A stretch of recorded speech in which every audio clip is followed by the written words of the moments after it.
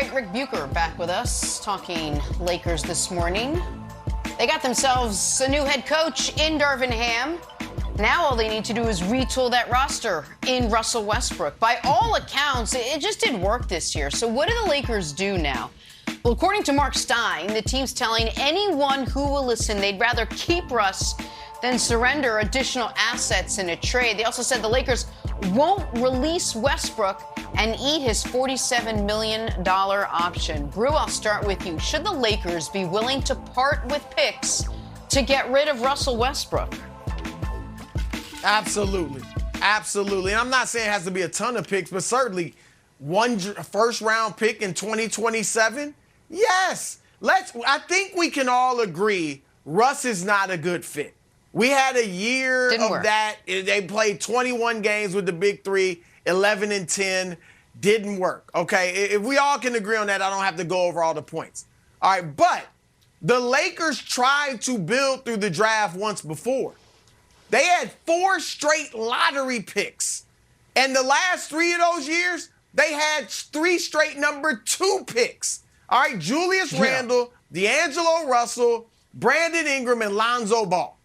And they went nowhere. They went 6 straight years without making the playoffs. All right, the Lakers do not build through the draft.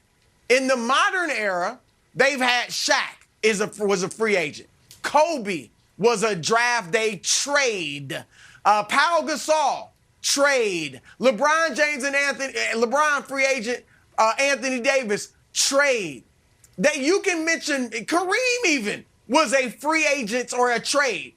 And Magic and Worthy got drafted, but that was pre-lottery. It was some strange things going on with the draft at that time. All right, the modern era, they have built through free agency and trades. And that's what they should continue to do. And I got to throw this out, Rick. And I don't know if you agree or not. But draft picks, they are valuable and they are important. Don't get me wrong. But they also are wildly overrated by GMs. Because you can either sell winning to your owner or hope to your owner. So if my team is terrible, then I'm going to my owner, hey, we're not good, but we've got 7 draft picks first round in the next 6 years or 4 years.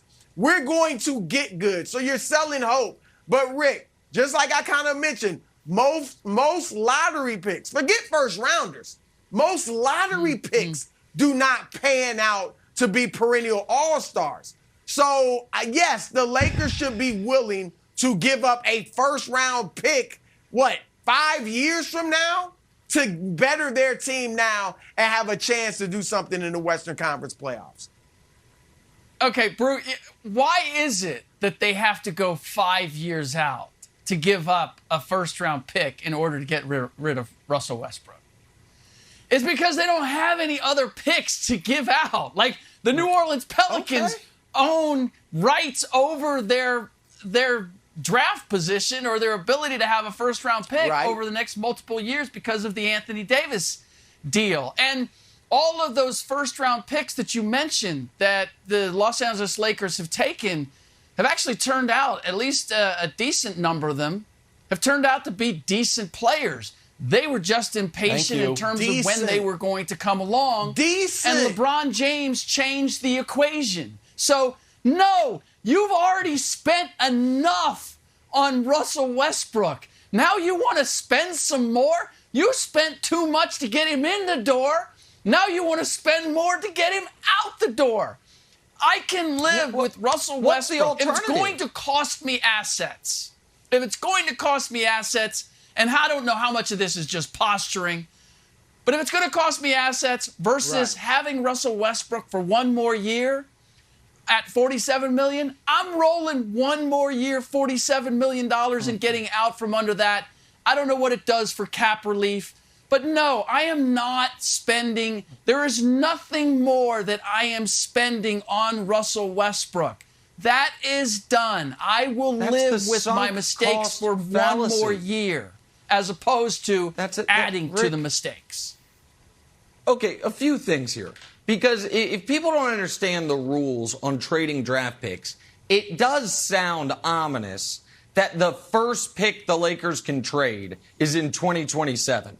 It is not nearly that ominous. I want everyone to understand this. After this year's draft, the Lakers are... No, it's pretty ominous, This Nick. is the... Oh, okay. After this year's draft, Rick, how many... For a team where the Lakers are right now, it's we need the Jaws theme when we talk about this. Dun, dun, okay. Dun, dun, That's dun, fine. dun. They're -1 pick. That's fine. You can say that. But after this year's draft, they're -1 pick.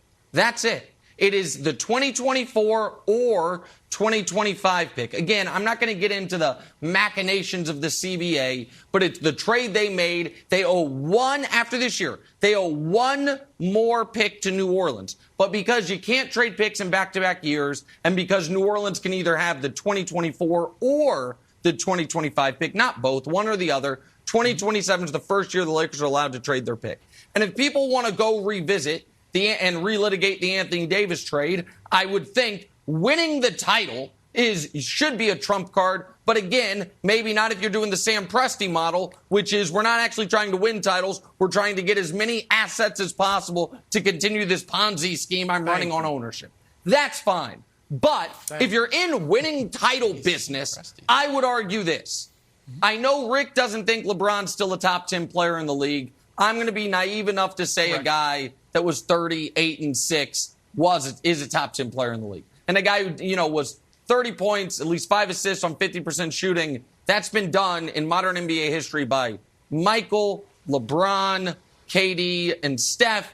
And the previous 4 times it was done, the guy won league MVP. So I think if you have LeBron James, still pretty good. You have Anthony Davis, when healthy, pretty good. You should be trying to win right now. If you're not trying to win right now, then the trade you should make is trade LeBron.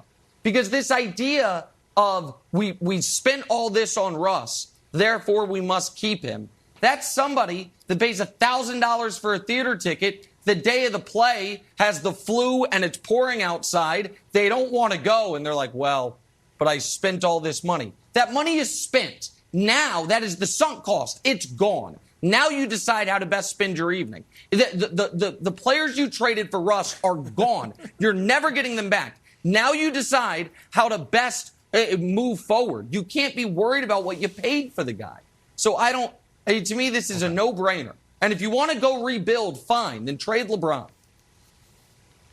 Okay. So if LeBron wanted to be traded, LeBron could just, knock on Jeannie Buss's office door and say, I would like to leave, and I'm sure that would happen. So LeBron can, cast his own die here wherever he wants to go.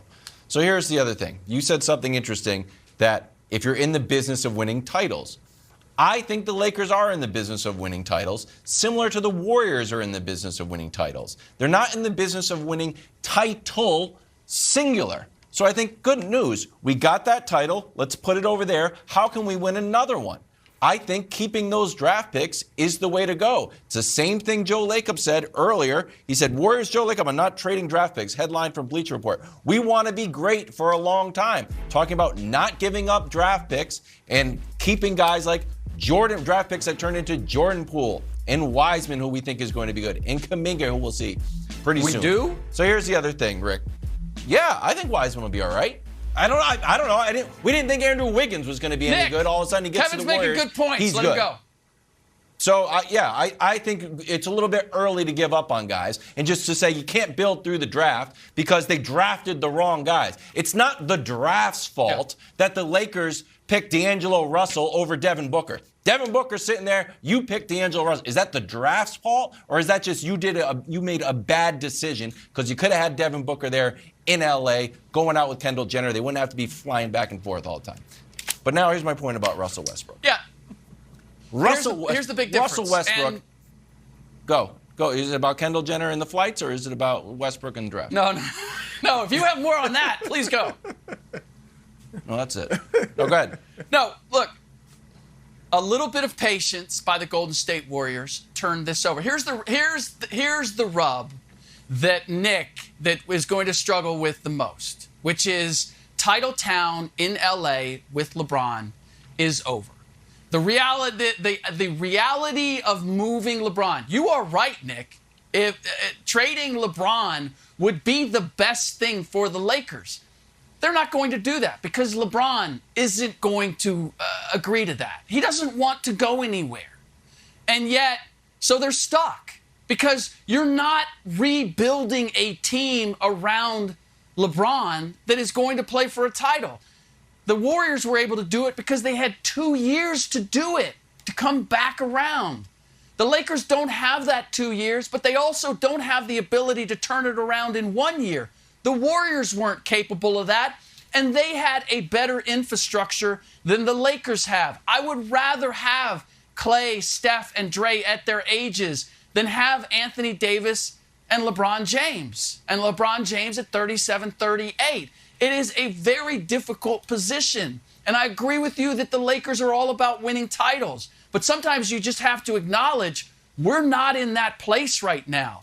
We went all in on getting a title with LeBron. They did that. They did it successfully. But we all knew there was going to be a price paid on the other side of that. And now they're having to pay it. And I'm not going to add to it. And by the way, I am going to the theater. If I paid $1,000 for that, as long as I don't have COVID, then read a couple. I am going. Listen, okay. All right, so then listen, you, like many of America, play victim to the sunk cost fallacy all the time. I'll send you some literature on it. It'll change your life. Like the sunk cost fallacy, you've got so many people make irrational decisions. You don't want to do that, Rick. I'll help you out because you're my friend. But you guys are talking about, there's two separate lanes here. One is what the Lakers